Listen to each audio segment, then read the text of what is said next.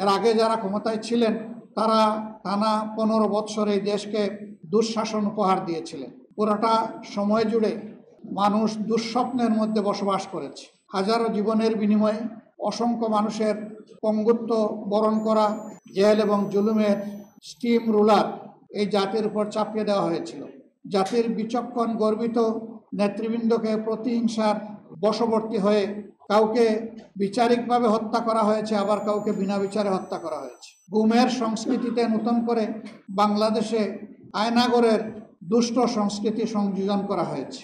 জায়গায় জায়গায় আয়নাগর ছিল, এ বাস্তবতা আজকে কেউ অস্বীকার করে না। ইতিমধ্যে জাতিসংঘের ফ্যাক্টস ফাইন্ডিং কমিটি এবং মানবাধিকার কমিশন তারা জুলাই এবং আগস্টে ঘটে যাওয়া ঘটনাবলীর ব্যাপারে একটা রিপোর্ট পেশ করেছে।